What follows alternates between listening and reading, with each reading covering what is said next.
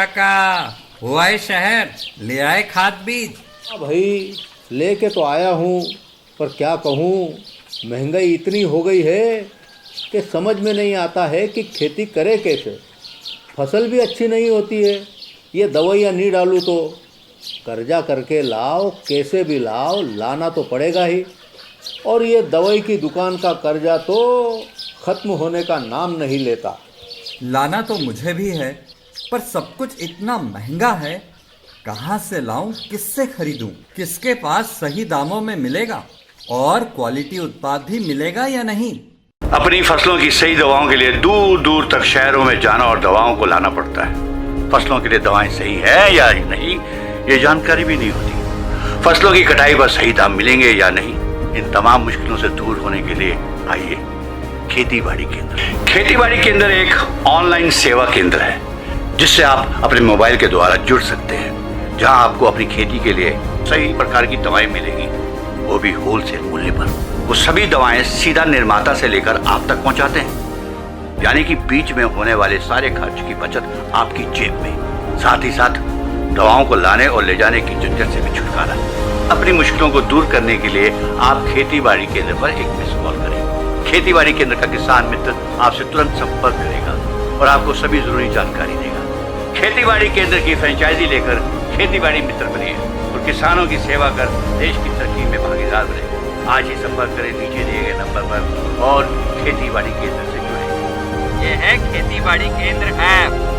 अच्छा, किसानों की सरदारी, उन्नत खेती बाड़ी। खेती बाड़ी केंद्र, देश के अन्नदाता की दुकान।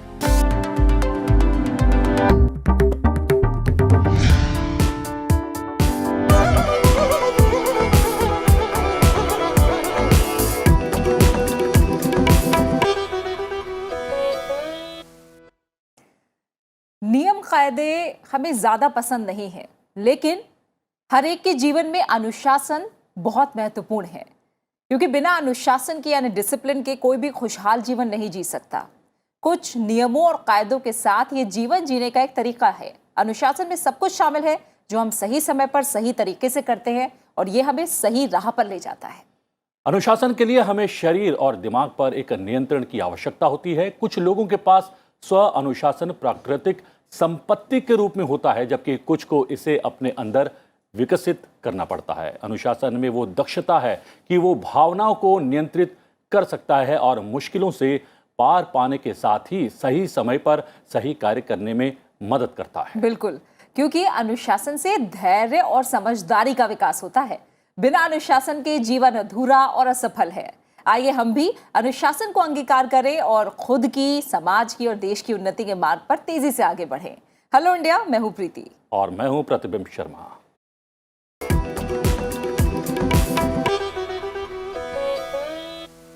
और आइए हेलो इंडिया की शुरुआत करते हैं। सबसे पहले एक नजर डालते हैं बड़ी राष्ट्रीय खबरों पर। ग्राहकों की सहूलियत के लिए उपभोक्ता मंत्रालय अगले वित्त वर्ष से नया नियम लागू करने जा रहा है। इसके तहत किसी पैकेट बंद उत्पाद पर अंकित अधिकतम खुदरा मूल्य यानी एमआरपी के साथ कंपनियों को प्रति इकाई कीमत भी बतानी होगी।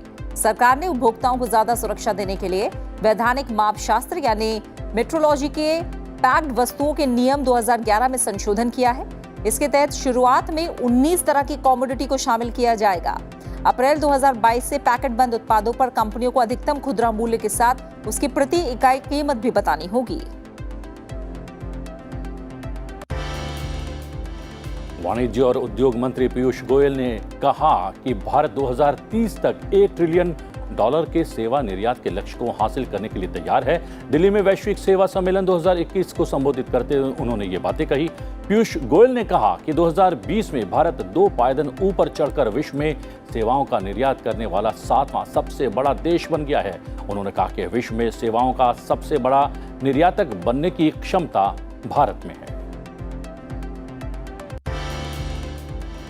निर्वाचन आयोग ने महाराष्ट्र, कर्नाटक, तेलंगाना और आंध्र प्रदेश विधान परिषदों के लिए द्विवार्षिक चुनाव के कार्यक्रम की घोषणा की है।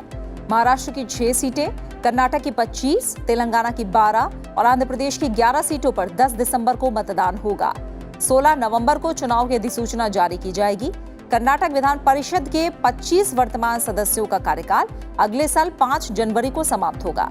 इस साल सितंबर में जारी किए गए कोविड-19 के दिशा निर्देश इस चुनाव के लिए भी लागू रहेंगे।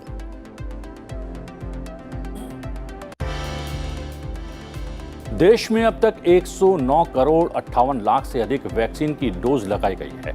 बीते 24 घंटों में 59 लाख से अधिक टीके लगाए गए। केंद्रीय स्वास्थ्य मंत्री मनसुख मांडविया ने कहा कि देश में जहां एक और वैक्सीन का तेजी से उत्पादन हो रहा है, तो दूसरी ओर हर घर दस्तक के माध्यम से स्वास्थ्य कर्मी घर घर जाकर वैक्सीन अभियान चला रहे हैं। केंद्रीय स्वास्थ्य मंत्री ने कहा कि सरकार दूसरे देशों के साथ भी भारतीय वैक्सीन को मान्यता देने के लिए लगातार बातचीत कर रही है। WHO की ओर से कोवैक्सीन और कोविशील्ड को मान्यता देने से 96 देशों ने भारत की दोनों वैक्सीन को मान्यता दे दी है। राष्ट्रपति रामनाथ कोविंद ने राष्ट्रपति भवन में आयोजित एक समारोह में कई जानी मानी हस्तियों को साल 2021 के पद्म पुरस्कारों से सम्मानित किया। मूर्तिकार सुदर्शन साहू और लोकसभा की पूर्व अध्यक्ष सुमित्रा महाजन समेत कई हस्तियों को पद्म पुरस्कारों से सम्मानित किया गया। राष्ट्रपति भवन में हुए समारोह में जापान के पूर्व प्रधानमंत्री Shinzo Abe, doctor BM Hegde, मूर्तिकार सुदर्शन साहू और पुरातत्वविद प्रोफेसर ब्रजबासी लाल को पद्म विभूषण से सम्मानित किया गया। असम के पूर्व मुख्यमंत्री तरुण गोगोई, पूर्व केंद्रीय मंत्री रामविलास पासवान और गुजरात के पूर्व मुख्यमंत्री केशुभाई पटेल को मरणोपरांत पद्म भूषण से सम्मानित किया गया।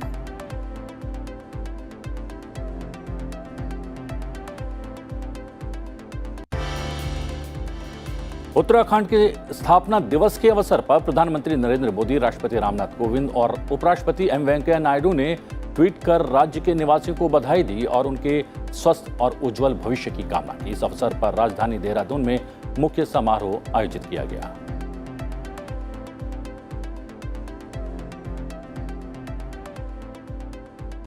और अब राज्य से जुड़ी हुई खबरें।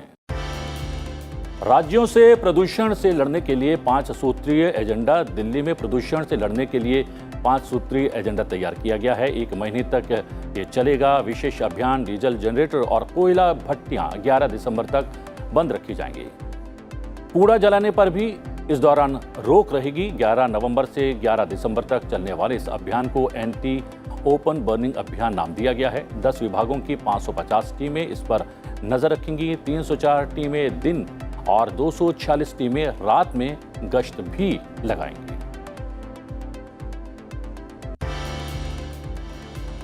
उत्तर प्रदेश सरकार ने इस महीने के अंत तक प्रतिदिन राज्य के पात्र 25 से 30 लाख लोगों को कोविड टीके की कम से कम 1 डोज देने का लक्ष्य तय किया है। मुख्यमंत्री योगी आदित्यनाथ ने अधिकारियों से टीकाकरण अभियान में प्रतिदिन रात 10 बजे तक जारी रखने के लिए कहा है।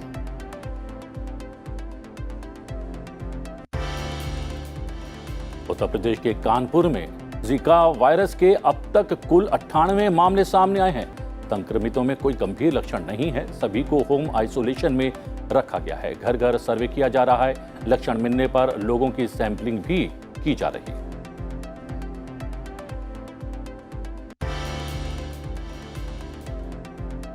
ओडिशा के मुख्यमंत्री नवीन पटनायक ने कालाहांडी जिले में बीजू स्वास्थ्य कल्याण योजना के तहत स्मार्ट हेल्थ कार्ड वितरित किए। इस योजना के तहत प्रदेश के 3.5 करोड़ लोगों को स्मार्ट हेल्थ कार्ड मुहैया कराया जाएगा।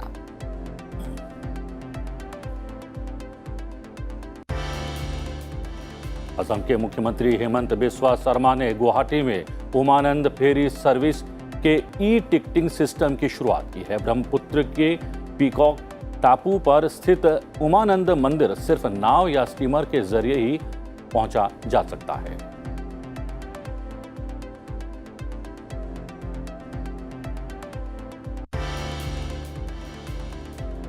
तमिलनाडु और पुदुचेरी के कई इलाकों में बारिश से जनजीवन प्रभावित हुआ है। मौसम विभाग ने 3 दिनों के लिए रेड अलर्ट जारी किया हुआ है। भारी बारिश से निपटने के लिए एनडीआरएफ तमिलनाडु और आंध्र प्रदेश में 20 से अधिक टीमों को तैनात करेगा। जम्मू कश्मीर के कठुआ में सेना की ओर से दिव्यांग लोगों के लिए मेडिकल कैंप का आयोजन किया गया। इसमें दिव्यांगों को सहायक उपकरण मुहैया कराए गए।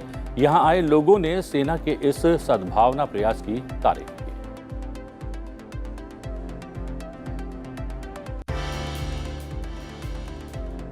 बिहार में 4 दिन तक चलने वाला लोक आस्था का महापर्व छठ पूजा के दूसरे दिन कल खरना आयोजित किया गया, जिसमें छठ व्रती दिन भर का उपवास रखते हैं और शाम के वक्त सूर्य की उपासना के बाद अन्न ग्रहण करते हैं। आज छठ पूजा के तीसरे दिन ढलते सूर्य को अर्घ दिया जाएगा।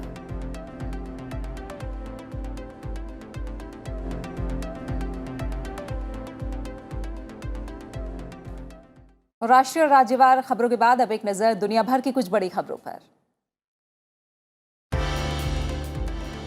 भारत आज अफगानिस्तान पर दिल्ली क्षेत्रीय सुरक्षा संवाद की मेजबानी करेगा।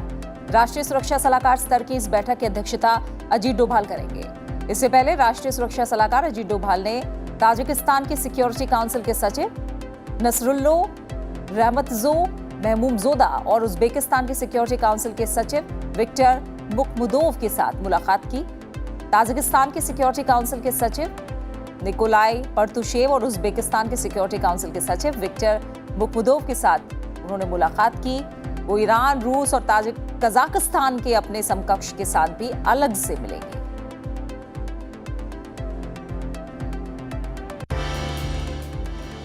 यूनेस्को ने जम्मू कश्मीर के श्रीनगर शहर को क्रिएटिव सिटीज नेटवर्क की प्रतिष्ठित सूची में शामिल कर लिया है। सूची में 49 ऐसे शहरों को चुना गया है जिनके विकास में संस्कृति और रचनात्मकता का समावेश रहा है। यूनेस्को क्रिएटिव सिटीज नेटवर्क इस संगठन की एक परियोजना है जो 2004 में शुरू की गई थी। इसका उद्देश्य ऐसे शहरों के बीच सहयोग को बढ़ावा देना है जो अपने विकास में रचनात्मकता को प्रमुख घटक के रूप में मान्यता देते हैं। 2017 तक 72 देशों के 180 शहर इस नेटवर्क में शामिल थे।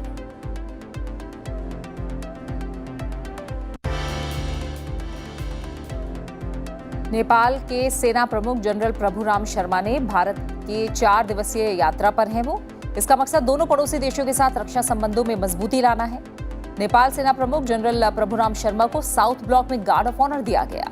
नेपाल सेना प्रमुख ने इसके बाद राष्ट्रीय युद्ध स्मारक पर जाकर श्रद्धांजलि भी दी और इस मौके पर भारत के सेना प्रमुख एमएम नरवणे भी उनके साथ मौजूद रहे।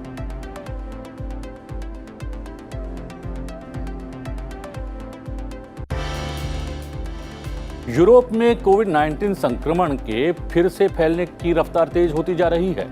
कई देशों में इसकी गति काफी तेज है। अमेरिका के Johns Hopkins coronavirus resource centre से प्राप्त आंकड़ों के मुताबिक बीते 2 हफ्तों में लगभग हर यूरोपीय देश में नए कोविड-19 संक्रमण के मामले बढ़े हैं। 13 देशों में तो नए संक्रमण के मामले उसके पहले के 2 हफ्तों की तुलना में 2 गुने हो गए हैं।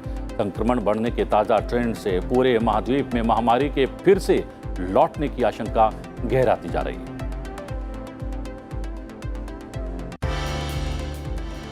नोबेल शांति पुरस्कार विजेता मलाला यूसुफजई ने मंगलवार को बर्मिंघम में शादी के बंधन में बंध गई। मलाला यूसुफजई ने पुष्टि की है कि वो अब एक विवाहित महिला है। मलाला ने एक ट्वीट में शादी समारोह की तस्वीरें साझा करते हुए इसे अपने जीवन का अनमोल पल बताया। उन्होंने जानकारी दी कि ये शादी परिवारों के सदस्यों के बीच बर्मिंघम स्थित घर पर ही एक छोटे से निकाह समारोह में हुई।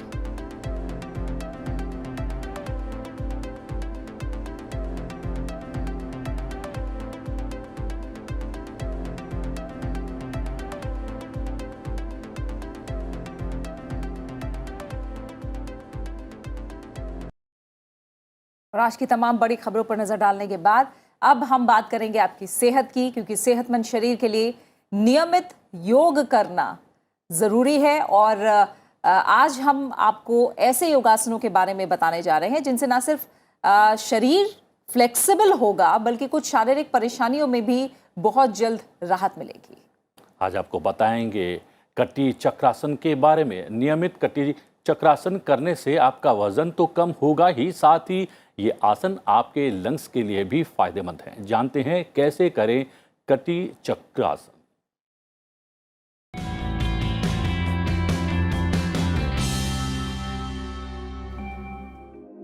कटी चक्रासन।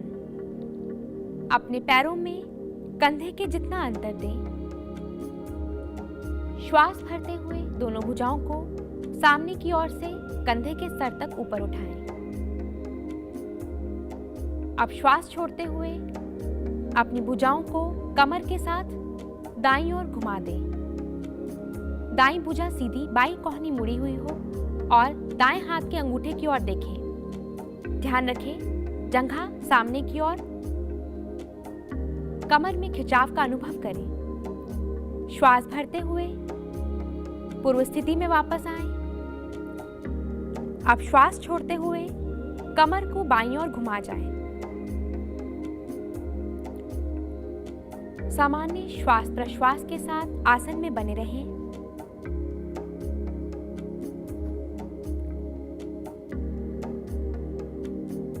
यह अभ्यास कब्ज के प्रबंधन में सहायक है,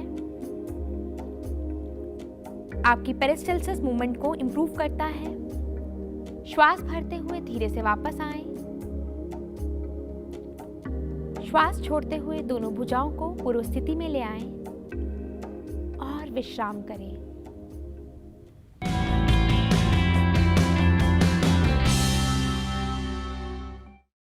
तो कटी चक्रासन के बारे में हमने जाना और प्रतिबिंब देखने से तो ऐसा लग रहा है कि आसन बहुत आसान है, लेकिन जिस तरह की जिंदगी आज हमारी हो गई है, लगातार बैठ के काम करना या लगातार खड़े रहना, उसके बाद अगर ये आसन ट्राई किया जाए तो पता चलेगा कि हमारी जो शरीर है वो अब कितना कहीं ना कहीं उसकी ज़रूरत है कि योग किया जाए और उसे फ्लेक्सिबल बनाया जाए। और सबसे बड़ी बात है कि कामकाजी लोगों को ज़्यादा करना चाहिए। कार्यस्थल पर भी आप इस तरीके के योगासन कर सकते हैं। अगर आप खड़े होकर ये आसन नहीं कर सकते तो आप अगर व्हील चेयर पर बैठते हैं, मूवमेंट वाली चेयर पर बैठते हैं, तो वहाँ भी ये कटी चक्र आसन किया जा सकता है। तो आप रिलैक्स हो सकते हैं। जो एक स्टिफनेस लगातार काम करते करते बन जाती है बॉडी में, शरीर में, उस स्टिफनेस से आप बच सकते हैं। बिल्कुल, और इसीलिए हम ये छोटे छोटे योगासन आपके लिए लेकर आते हैं ताकि दिन भर में कभी भी आपके पास 5 मिनट का भी समय हो तो आप इन आसन के जरिए जरूर अपनी बॉडी को फ्लेक्सिबल बना सकते हैं और तंदुरुस्त रह सकते हैं। लेकिन एक बात जरूरी है कि ठहराव के साथ करना चाहिए, सांसों पर भी नियंत्रण होना चाहिए और शरीर में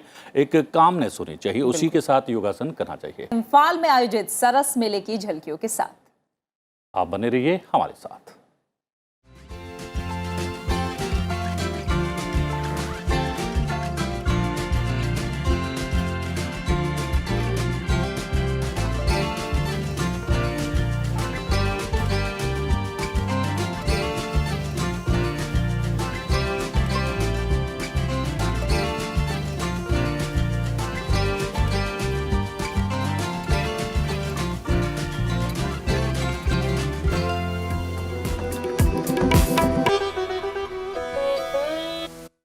आइए जानते हैं आज के दिन से जुड़े इतिहास के बारे में और आपको बताते हैं कि इतिहास के पन्नों में 10 नवंबर के नाम क्या खास घटनाएं दर्ज हैं। 10 नवंबर वर्ष 1885 में दुनिया की पहली मोटरसाइकिल का आविष्कार किया गया। इसका आविष्कार गॉटलिब डेमलर और विल्हेम मेबेक के द्वारा किया गया। जर्मन इंजीनियर गॉटलिब डेमलर ने एक इंजन को एक फ्रेमयुक्त मशीन में स्थापित किया और इससे दुनिया की पहली मोटरसाइकिल का जन्म हुआ। डेमलर की पहली मोटरसाइकिल को 4 स्ट्रोक वाले आंतरिक दहन इंजन द्वारा संचालित किया गया था, जिसमें 264 क्यूबिक सेंटीमीटर का सिलेंडर का इस्तेमाल किया गया। 10 नवंबर वर्ष 1920 में दत्तोपंत ठेंगड़ी का जन्म महाराष्ट्र के वर्धा में हुआ। वे भारत के राष्ट्रवादी ट्रेड यूनियन नेता, भारतीय मजदूर संघ, स्वदेशी जागरण मंच और भारतीय किसान संघ के संस्थापक थे। दत्तोपंत वर्ष 1942 में संघ के प्रचारक का चुनौती भरा दायित्व स्वीकार कर संघ का विस्तार करने के लिए कोझिकोड पहुंचे। वर्ष 1949 में अखिल भारतीय विद्यार्थी परिषद की स्थापना की औपचारिक घोषणा की गई। दत्तोपंत जी को विद्यार्थी परिषद के संस्थापक सदस्य और नागपुर विदर्भ के प्रदेशाध्यक्ष के नाते जिम्मेदारी दी गई। उन्होंने वर्ष 1979 में राजस्थान के कोटा में किसानों के अखिल भारतीय संगठन की स्थापना की। 10 नवंबर वर्ष 2002 में विश्व विज्ञान दिवस मनाने की शुरुआत हुई। विज्ञान दिवस मनाने का विचार सर्वप्रथम बुडापेस्ट में वर्ष 1999 में आयोजित विश्व विज्ञान सम्मेलन में प्रस्तुत किया गया। उसके बाद यूनेस्को द्वारा वर्ष 2001 में इस दिवस की घोषणा की गई और पहला विश्व विज्ञान दिवस 10 नवंबर 2002 को मनाया गया। समाज में विज्ञान की महत्वपूर्ण भूमिका और उभरते वैज्ञानिक मुद्दों पर जनता को जागरूक करने के लिए यूनेस्को द्वारा प्रतिवर्ष यह दिवस मनाया जाता है। यह दिन विज्ञान के महत्व को रेखांकित करते हुए सभी सरकारी अधिकारियों, विद्यार्थियों और मीडिया को एक साथ जोड़ने का प्रयास करता है। और इतिहास के पन्नों के बाद अब बात करेंगे न्यूज़ यू कैन यूज़ की, यानी एक ऐसी खबर जो सीधा आपसे जुड़ी हुई है। और आज खास जो बात होगी वो छात्रों के लिए हम लेकर आए हैं। उच्च शिक्षण संस्थानों में पढ़ने वाले छात्रों को अब एक ही कोर्स में बंधे रहने की ज़रूरत नहीं है। अब हम देख रहे हैं कि शिक्षा प्रणाली में धीरे धीरे जिस तरह से सुधार हो रहे हैं, उसमें आने वाले नए शैक्षणिक सत्र से छात्रों को ये सुविधा होगी कि वो बीच में अपना कोर्स छोड़ सकते हैं और अगर छात्र चाहें तो दोबारा कोर्स शुरू भी कर सकते हैं। इतना ही नहीं, छात्र पढ़े गए कोर्स के क्रेडिट के आधार पर किसी नए कोर्स में एडमिशन ले सकते हैं। शिक्षा मंत्रालय ने इसके लिए उच्च शिक्षण संस्थानों में ABC यानी academic bank of credit scheme पर अमल शुरू कर दिया है।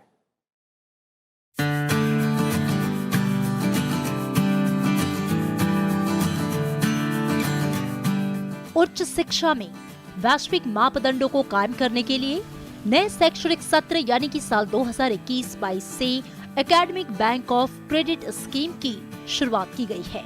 इस स्कीम को सिर्फ वही संस्थान अपना सकेंगे जिन्हें NAAC यानी कि national assessment and accreditation council की A रैंकिंग मिली है या नेशनल इंस्टीट्यूट रैंकिंग फ्रेमवर्क की शीर्ष 100 संस्थानों में वो शामिल हों। देश में मौजूदा समय में NAAC की A रैंकिंग और NIRF की शीर्ष की 100 रैंकिंग में 351 विश्वविद्यालय और कॉलेज शामिल हैं। किसी कोर्स का क्रेडिट तय करने के लिए UGC ने एक क्रेडिट फ्रेमवर्क तैयार किया है, जिसके आधार पर ही सभी विश्वविद्यालयों और कॉलेजों को अपने कोर्स का क्रेडिट तय करना होगा। साथ ही एग्जिट और एंट्री के विकल्प भी तैयार करने होंगे। इस स्कीम के तहत ऐसे किसी भी संस्थान के किसी भी कोर्स में दाखिला लेने पर छात्रों का अपने आप ही एकेडमिक बैंक ऑफ क्रेडिट में खाता खुल जाता है। दिलचस्प बात तो ये है कि एकेडमिक बैंक भी कमर्शियल बैंक की तरह काम करेगा, जिसमें जमा अपने एकेडमिक क्रेडिट को छात्र कभी भी खर्च कर सकेंगे। साथ ही छात्र इसे खुद ही ऑपरेट भी कर सकेंगे। हालांकि इसे लेकर UGC ने कुछ नियम बनाए हैं। छात्र अपने जमा क्रेडिट को सिर्फ 7 सालों तक ही भुना सकेंगे। ABC की इस स्कीम से उच्च शिक्षा के क्षेत्र में छात्रों को एंट्री और एग्जिट के कई विकल्प मिलेंगे। यानी अगर किसी छात्र ने किसी कोर्स में दाखिला ले लिया और 1 साल या फिर 6 महीने के बाद वो उसे छोड़कर पसंद के किसी नए कोर्स में दाखिला लेना चाहता है तो ले सकता है। इस दौरान छात्र के पुराने कोर्स का जो भी क्रेडिट होगा उसका बेनिफिट छात्र के नए कोर्स में शिफ्ट हो जाएगा। नई शिक्षा नीति के तहत ABC की इस पहल को अब तक करीब 35 विश्वविद्यालय अपना चुके हैं। इनमें DU, JNU सहित करीब 24 केंद्रीय विश्वविद्यालय भी शामिल हैं। बाकी संस्थानों को भी इसे तेजी से अपनाने के लिए कहा गया है। इस साल विश्वविद्यालयों में नया शैक्षणिक सत्र अक्टूबर 2021 से शुरू हो रहा है।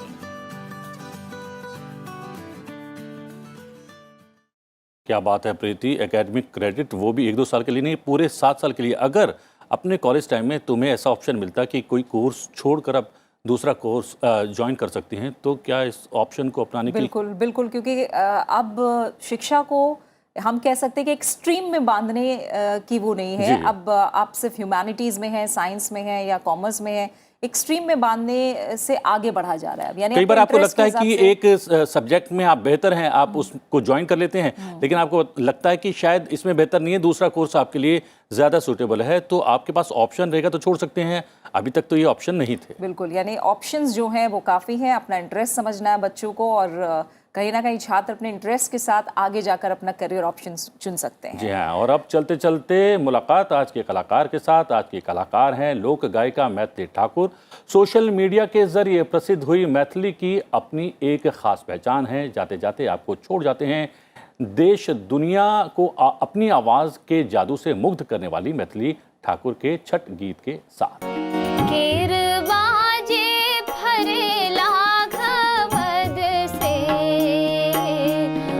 पर सुगा मेड़ राय, ओह पर सुगा मेड़ राय, ओजे खबरी जनई बो आदित से,